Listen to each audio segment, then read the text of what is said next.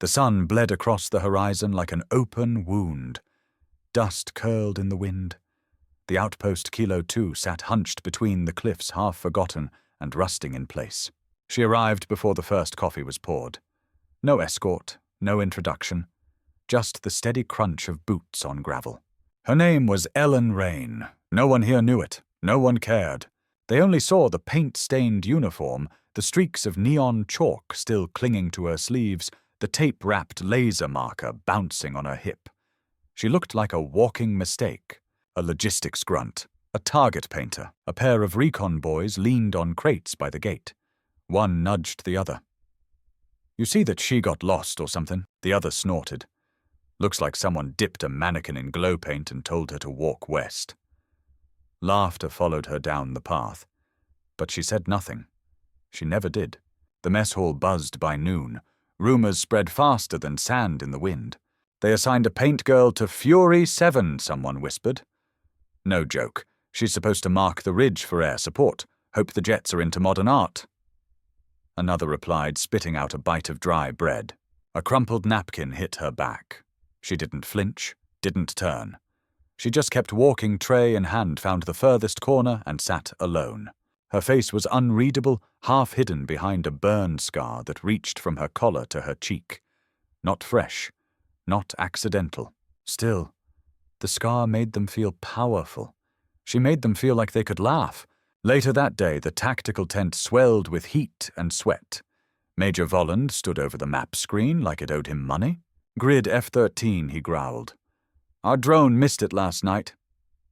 "Comms glitch. Airstrike's blind unless we paint it manually." He looked up. "And guess who they sent us?" The soldiers leaned in, already smirking. The flap opened, Ellen stepped in. No salute, no excuse, just that same heavy silence. Volland stared at her, like she was something left behind by the last war. "You're the painter?" he asked, not bothering to mask the disdain. She nodded once. Someone behind her stifled a laugh. Volland didn't. "We'll run a drill tomorrow," he said flatly. "If you mess this up, people die." Understood. She met his gaze, didn't blink. The sun was brutal the next afternoon. They lined up at the ridge. Half drill, half show trial.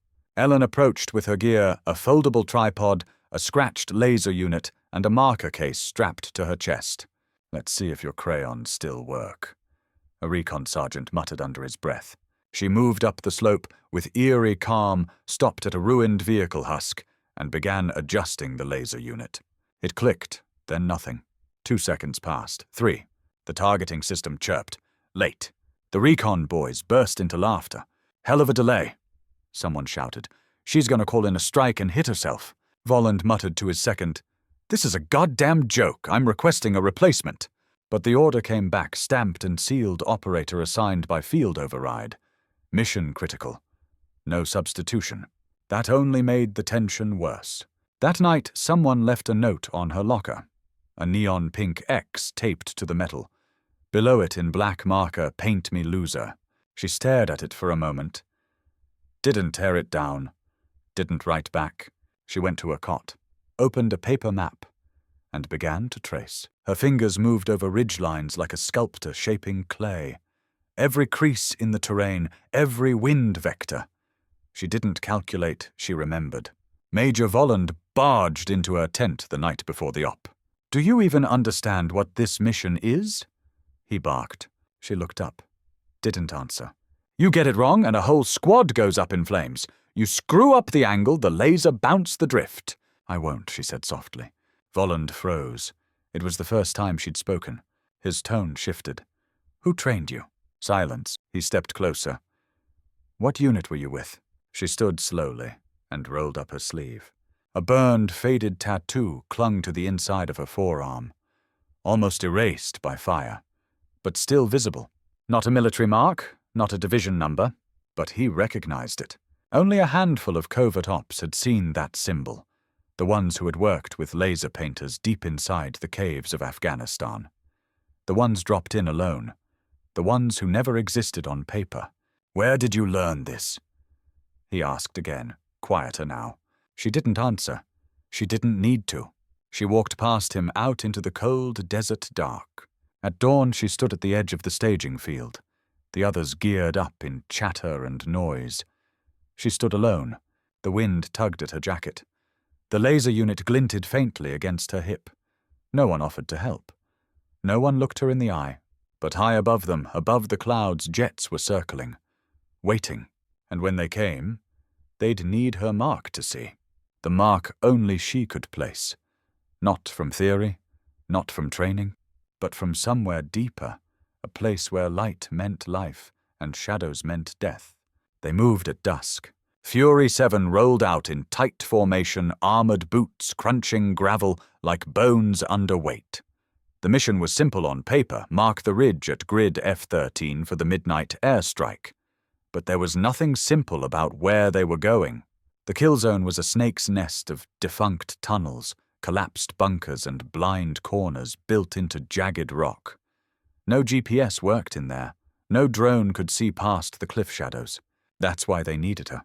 And that's why no one talked to her on the ride. Ellen Rain sat in the corner of the armored transport, her head lowered beneath her helmet fingers, slowly adjusting the calibration dial on her laser unit. Click, click. She didn't speak. "Hey," muttered one of the younger scouts under his breath. "What if she zones the wrong ridge? Then we die," someone else said flatly. The rest went quiet. They reached the drop point, just past 2100. The wind had changed. It came from the east, now fast, dry, full of static. The squad fanned out, taking cover behind boulders and low ridgelines. Ellen stepped out last. The major gave his orders. "We secure the upper cliff by 22:30. Rain, you don't move until I say so. You do not paint early. You do not freelance. We clear, then you tag." She nodded once, then vanished down the ridge. She didn't follow the path the others took. She couldn't. The angle was wrong. The drift was wrong. The cliff walls would bend the laser just enough to misalign a J-dam by a few meters, and in this terrain a few meters was the difference between vaporizing an enemy camp or turning a rock wall into shrapnel death. So she went lower, alone. She moved like a ghost beneath the rock shelf, her boots pressing into cracks left behind by old landslides and time. One hand steady on her pack, the other clutching the laser unit like it was something alive. She knew this terrain, not this exact ridge, but the feel of it, the silence, the angles. She'd walked valleys like this in Kuna, Paktika, Helmand. Above, the radio chatter sparked like dry wire. "Contact left 2 tangos near bunker mouth. Copy suppressing fire. Visual on enemy drones overhead, limited feed. We're losing visibility. Paint lady, hold your damn position." She heard it all. She obeyed none of it. Ellen dropped to one knee at the base of a collapsed ridgeline. The cliff arched above her, a perfect vector, a natural parabola to catch the laser and ride it straight through the dead zone. She opened the case. The laser unit was older than most of the team. Manual calibration only. No sync, no satellite tether, no smart chip. Just light and instinct. She marked the coordinates on her sleeve, breathed in, and switched it on. The beam sliced into the darkness like a whisper no one could hear. From high above, satellites registered a blink, a shimmer. Coordinates began feeding into the airstrike array. And just then, she felt it. The shift. The drop in pressure behind her. Footsteps. They weren't friendly. She dove right just as the first burst of bullets shattered the rock where she'd been kneeling. She rolled behind a crag, pulled her sidearm, a beat-up M1911 she'd carried since Kandahar. Only 7 rounds left, too far to run, too close to hide. She moved anyway. Up on the ridge, Major Volland heard the echo of gunfire. "Who fired not us lower slope? Zone Delta." "Rain's location," he whispered. Then louder, "Get eyes on her, now." She was already moving, dodging, sliding between rock faces. She wasn't trying to kill them. She didn't need to. She needed to keep the beam alive. If it cut out before the jets launched, the strike would abort, and the whole op would fail. She made them chase her, luring them away from the laser tripod. Every shot they took was a second closer to 0 hour. Every breath she took was measured, controlled like a sniper lining up windage. Then came the final move. She leapt a ledge, slid under a rock shelf, waited. When the last enemy rounded the bend, she stepped out from the dark like a shadow with purpose. One clean shot. He dropped. Another move to flank. She ducked, fired twice. Miss. Miss. She ran. They gave chase, and that was the point. Because by the time they realized what she was doing, it was too late. Far above, the jets came screaming in, blades of thunder, teeth of light. The laser mark held steady. Locked. The missiles fell. Silent. Precise. The world shook. And when the fire died down, Ellen stood in the center of the ridge, blood on her sleeve, a cracked visor over one eye, and the laser still humming. The radio crackled. Strike complete. Impact confirmed. Grid cleared. Target painter respond. Ellen, respond. She picked up the calm voice steady. Target is no longer breathing. They found her minutes later. Alive, standing, waiting. She said nothing as the unit approached. Volland stared at her. Then at the beam, still glowing in the dust. You broke every protocol. She looked at him. I saved every one of yours. No one laughed now. No one dared. They had seen her work, not with paint, not with rank, but with the oldest skill of war, the hand that guides destruction with precision, the hand that makes the sky obey. Back at Kilo 2, the base was quieter than usual. No cheering, no chest thumping. Even the cocky ones walked softer now. The strike had gone perfectly. 2 confirmed bunkers eliminated. 0 friendly casualties. It should have been a celebration. But the story behind the success wasn't something they could explain.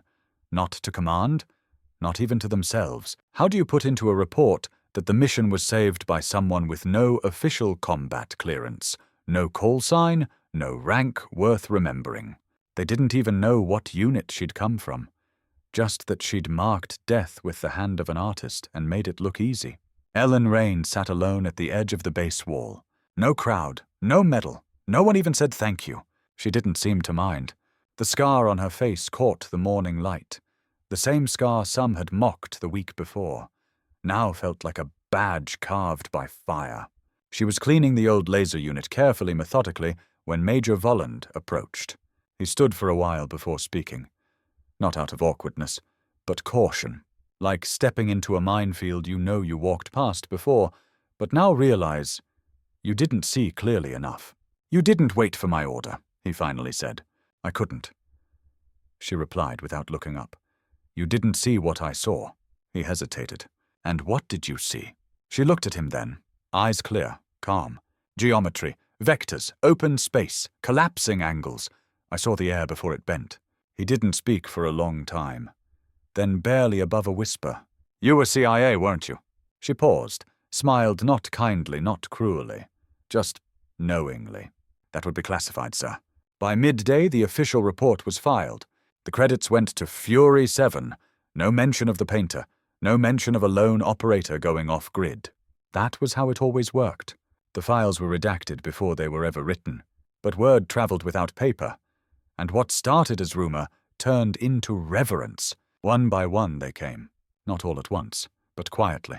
A sergeant from Bravo team brought her a new lens cover. Didn't say a word. A sniper, the one who joked about graffiti girls, asked if she'd ever calibrate his laser sight. Yours is off by 0.3 at 600 meters, she said. He blinked. She hadn't even looked at it. A demolitions guy left her a roll of military-grade duct tape. No note. She nodded when she found it. Later that week, the commander of the 6th Air Division arrived unannounced, General Halverson. Big name, bigger temper. He didn't visit outposts unless something had gone very wrong or very right. He toured the perimeter, then called for the team who had painted the ridge. Volland stepped forward. So did the squad. But the general's eyes scanned and stopped. You, he said, pointing at Ellen. You're the one with the beam signature, the one that curved mid-air. The tent fell silent. Ellen straightened, but said nothing.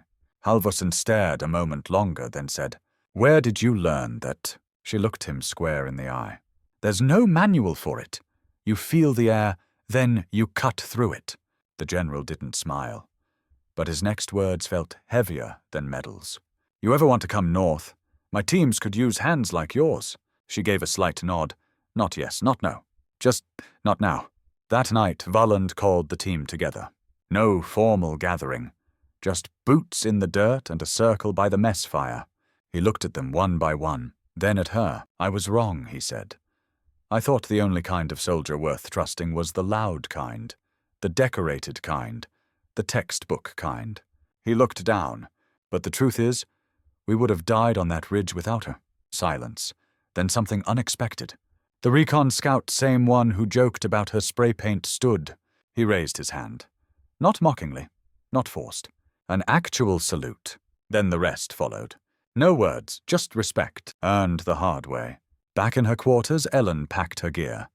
Quiet, efficient. She was never meant to stay. Outside her door, someone had chalked a new message on the wall. She doesn't speak much, but when she does, the sky listens. She paused, then smiled. Just a little. They asked her to stay. Not officially, not through orders or papers, but through gestures. A fixed tent, a spot at the table. Gear passed quietly into her hands. Questions that came with weight. How would you mark this valley? Is this beam angle right? Would you walk with us next time? But Ellen Rain wasn't built to stay.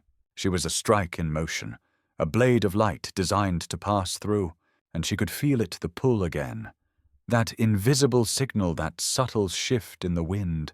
Someone somewhere was preparing for a war they didn't understand, and they would need a painter. Not the kind that signs their name, the kind that erases it. Her exit was unannounced. At dawn, the cot was folded, the locker empty, the scarred laser unit gone. Only a single item was left behind, a strip of burned tape, the same she'd used to wrap her laser, folded around a printed aerial map of grid F-13, marked by hand. Perfectly.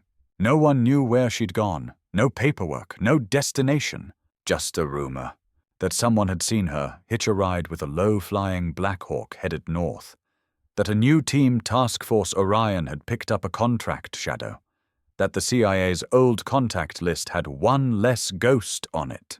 But her story didn't end in silence. It echoed, at first in whispers, then in training manuals, then in doctrine. They called it the rain line, the technique she'd used to manually mark a ridge from under a blind slope, bending the laser with wind vectors and terrain echo. No one could replicate it, but everyone tried, and at outposts across 3 continents, new operators were taught a phrase when all tech failed. If the system dies, call the painter. 1 year later, a new recruit stood outside a bunker at Fort Resnick. It was raining. Hard. She was just a cadet, holding a targeting unit, trembling. The weather had scrambled all drones, visibility near 0. No one could guide the jets in. Command panicked, until an older NCO stepped up beside her, pointed to a crag along the mountain ridge, and said, "Forget the maps, feel the air, cut through it." Like who, the girl asked. He paused, then smiled, like the woman who taught the sky how to listen. Back at Outpost Kilo 2, her old squad still remembers. They pass her story like fire, quiet but alive. The recon sniper keeps a charm on his rifle, now a ring of pink tape. The demo guy calls it the Paint Lady Special. And Major Volland? He reads every transfer file himself now. Looks at the ones no one looks at. The ones with faded scars, unconfirmed missions, and no commendations. He knows. The strongest ones don't always wear stars. Sometimes they carry silence and light. Somewhere, in the shadows between wars, a ridge awaits its mark. A jet circles, waiting. And far below, a single beam glows steady. Because she is there. No rank, no fanfare, no name to remember. Only one truth remains. She paints with fire, and the sky obeys.